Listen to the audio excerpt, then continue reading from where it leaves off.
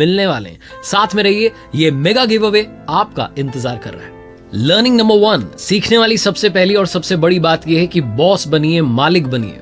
कई बार हमारा mindset employ वाला हो जाता है और लाइफ टाइम हम एम्प्लॉय बन के रह जाते हैं, बॉस बनने के बारे में सोचते नहीं। हमें लगता है कि हम इसी के लिए बने हैं, वो मीडियोकर लाइफ में हम फंस के रह जाते हैं।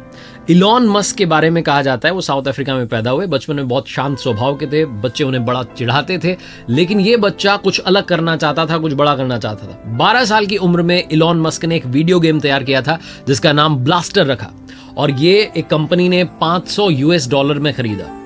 इलॉन मस्क ने तब से ही सोच लिया था कि मुझे बॉस बनना है, मुझे कमाल करना है। इलॉन मस्क ने अपने भाई के साथ में जो पहली कंपनी शुरू की थी उसका नाम रखा था Zip2। उसमें इलॉन मस्क के जो शेयर थे वो 7% थे, और ये जो कंपनी थी ये एक न्यूज़पेपर को सिटी गाइड करने का काम करती थी।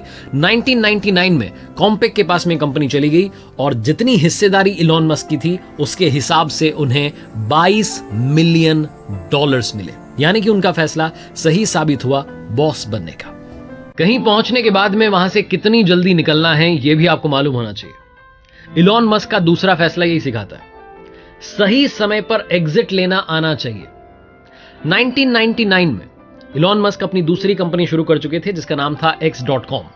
पैसों के ट्रांजैक्शन का काम ये कंपनी करती थी। उसी समय में, उसी जमाने में कॉन्फिनिटी नाम की कंपनी थी, वो भी यही काम करती थी। बाद में वो X.com में मर्ज हो गई और कंपनी का नया नाम था, वो बन गया पेपैल। पेपैल जो थी उसको इलॉन मस्क और जो बोर्ड मेंबर्स थे वो मिलके चला रहे थे। बाद में पेपैल के जो बोर्ड मेंबर्स थे और इलॉन मस्क के बीच में अनबन हो गई, और अनबन जो थी वो बढ़ती जा रही थी। इलॉन मस्क समझ गए कि यहां पर मेरी बात नहीं बनेगी, हालांकि ये आइडिया मेरा है, काम मेरा है, लेकिन मुझे यहां से निकलना पड़ेगा क्योंकि मुझे लाइफ में कुछ बड़ा करना है। अगर मैं ऐसे लड़ाई झगड़ों में उलझ गया तो फिर मेरा मामला सही नहीं हो पाएगा। तो इलॉन मस्क ने वहां से एग्जिट लेने का डिसीजन लिया और उन्हें $165 मिलियन मिले। उसके बाद में वो अपनी जिंदगी में आगे बढ़ चुके थे। वो बात अलग है कि आज पेपैल जो है वो दुनिया में ट्रांजैक्शंस के मामले में बहुत बड़ी कंपनी बन चुकी है, लेकिन आइडिया किसका था? इलॉन मस्क का। सीखने वाली तीसरी बड़ी बात इलॉन मस्क से है, आप आज ही कल को डिजाइन कर सकते हैं। बड़े सारे लोग कहते हैं कि कल कर लूंगा, कल से करूंगा। आज से करना शुरू कीजिए, क्योंकि कल तो आज में है। दुनिया जब चांद की बात करती है, चांद को एक्सप्लोर करने की बात करती है, तो इलॉन मस्क 4 कदम आगे जाते हैं और कहते हैं मार्स की बात करूंगा, मार्स पर कॉलोनी बसाऊंगा, मंगल पर लोगों को ले जाऊंगा। इलॉन मस्क ने जो कारनामे अब तक किए हैं, लोगों को विश्वास है कि वो ये वाला भी करके दिखाएंगे। इलॉन मस्क का स्पेस में इंटरेस्ट कहां से आया? पिछली 2 कंपनीज में जो उन्होंने प्रॉफिट कमाया था उससे उन्होंने सोचा कि अब मैं स्पेस के क्षेत्र में कुछ करता हूं, हाथ आजमाता हूं। 2003 की बात थी, इलॉन मस्क रशिया गए, वहां पर उन्होंने 3 ICBM intercontinental ballistic missiles rocket खरीदना चाहते थे, लेकिन एक रॉकेट जो था वो $8 मिलियन का था। और ऐसे में इलॉन मस्क को लगा कि घाटे का सौदा हो जाएगा, सही नहीं रहेगा। उन्होंने अपना थॉट बदला, वापस आए अमेरिका। आकर के उन्होंने फिर से रॉकेट साइंस की पढ़ाई करना शुरू की, रिसर्च करना शुरू किया और अपना खुद का रॉकेट तैयार कर लिया 1 साल के अंदर।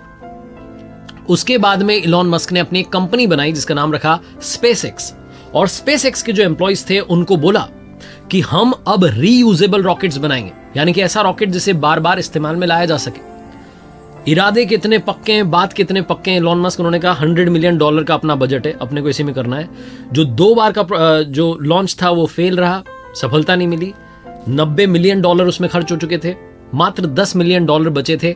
लेकिन एक बार फिर से पुराने पार्ट से, नए पार्ट्स की मदद से उन्होंने एक बार फिर से तैयार किया रीयूजेबल रॉकेट, और अब की बार उन्हें सक्सेस मिली, और बहुत कम पैसे में, यानी कि $10 मिलियन में उन्होंने ये वाला रॉकेट तैयार कर लिया और उसे स्पेस तक पहुंचा दिया। कहने का मतलब यह है कि इलॉन मस्क जो हैं वो अपनी जिद के पक्के हैं, बात के पक्के हैं, डिसिप्लिन के पक्के हैं। कमाल की बात यह है, सक्सेस उन्हें कितनी मिली इस बात से आप समझ सकते हैं कि नासा वाले भी आज SpaceX के बनाए रीयूजेबल रॉकेट्स इस्तेमाल कर रहे हैं। इलॉन मस्क से सीखिए कि कल पर मत टालिए, कल को आज ही बनाना शुरू कीजिए। मस्क की जिंदगी में इतना रोमांच है, लेकिन वो फैसला नहीं बताया जिसमें रिस्क ली गई। चौथी लर्निंग यही है, रिस्क लेने का फैसला भी आना चाहिए। मार्टिन एबरहार्ड और मार्क ट्रैपनिंग, ये जो एंटरप्रेन्योर्स थे, ये टेस्ला कंपनी को तैयार कर रहे थे, और इस कंपनी के लिए फंडिंग का काम इलॉन मस्क कर रहे थे। 2008 का साल था, टेस्ला अपनी पहली कार बना रही थी। तब कंपनी की हालत अचानक से खराब हो गई, इतनी बुरी हालत हो गई कि जो टेस्ला बनाने वाले भाई साहब थे, मार्टिन एबरहार्ड, उन्हें टेस्ला पर भरोसा नहीं रहा। उन्होंने कहा टाटा बाय बाय, मैं चलता हूं, दुआओं में याद रखना। वो वहां से निकल लिए। वो निकल लिए तो टेस्ला की कमान संभाली किसने? इलॉन मस्क ने। इलॉन मस्क तब सीईओ बने और उसके बाद रेस्ट इज हिस्ट्री। सबको मालूम है कि उसके बाद क्या कमाल हुआ। टेस्ला कंपनी जो है वो आज दुनिया की सक्सेसफुल कार कंपनी बन चुकी है और सबसे बड़ी इलेक्ट्रिक कार कंपनीज में से एक कंपनी बन चुकी है। इलॉन मस्क के साथ में ऐसा फिर से हुआ। 2018 का साल था जब टेस्ला अपनी सबसे सस्ती इलेक्ट्रिक कार मॉडल 3 के प्रोडक्शन को बढ़ा रहा था और ऐसे में कंपनी के पास में जितने फंड्स थे सब खत्म हो गए। तो दुनिया को लगने लगा कि अब की बार तो ये कंपनी डूब जाएगी, इलॉन मस्क बर्बाद हो जाएंगे। लेकिन उस मुश्किल घड़ी में भी इलॉन मस्क 22 घंटे प्रोडक्शन में जुटे रहे और काम में लगे रहे। वो नहीं चाहते थे कि टेस्ला को कोई नुकसान हो।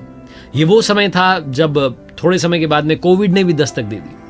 जो दुनिया की बाकी कार कंपनीज थीं वो सेमीकंडक्टर चिप की वजह से इधर उधर परेशान हो रही थीं, लेकिन टेस्ला उस समय में शाइन कर रही थी और उन्होंने रिकॉर्ड इलेक्ट्रिक कार्स बेच करके जो डूबती हुई कंपनी थी उसको समंदर से, उन बड़ी लहरों से बाहर निकाल दिया। इलॉन मस्क इस वक्त दुनिया के सबसे अमीर इंसान बन चुके हैं, लेकिन सबसे अमीर इंसान बने रहने के लिए, नंबर 1 बने रहने के लिए उन्होंने एक बड़ा फैसला लिया है। 5वीं लर्निंग यही है कि नंबर 1 बने रहने के लिए भी बड़े फैसले लेना जरूरी होता है। इलॉन मस्क जो आए दिन लगातार हैशटैग इलॉन मस्क नाम से ट्विटर पर ट्रेंड कर रहे होते थे, उन्होंने फाइनली ट्विटर खरीद लिया। $44 बिलियन की डील हुई। लोगों ने कहा कि अरे घाटे का सौदा हो गया, इतना महंगा भी नहीं था, इतने पैसे क्यों दे दिए। लेकिन अब तक की कहानी में आप समझ चुके होंगे कि इलॉन मस्क को घाटे में से फायदा निकालना आता है। उन्हें मालूम है कि ट्विटर उनकी जिंदगी में कितना बड़ा रोल प्ले कर सकता है। इलॉन मस्क ट्विटर पर आने का कारण भी बताते हैं। वो कहते हैं कि मैं फ्रीडम ऑफ स्पीच का पक्षधर हूं और मैं चाहता हूं कि सब अपनी आवाज रखें। वो डोनाल्ड ट्रंप का अकाउंट भी रिस्टोर करने की बात कर रहे हैं। इलॉन मस्क जो हैं वो ट्विटर पर जो बॉट्स हैं उन्हें हटाने की बात कर रहे हैं। वो कह रहे हैं कि असली अकाउंट्स होने चाहिए, जो इंसान है उन्हें ऑथेंटिकेट करने का काम हमारी टीम करेगी। कुल मिलाकर के ट्विटर को एक बेहतर प्लेटफॉर्म बनाने की तरफ इलॉन मस्क अपना कदम बढ़ा चुके हैं। और मैंने बताया नंबर 1 बने रहने के लिए, सुर्खियों में बने रहने के लिए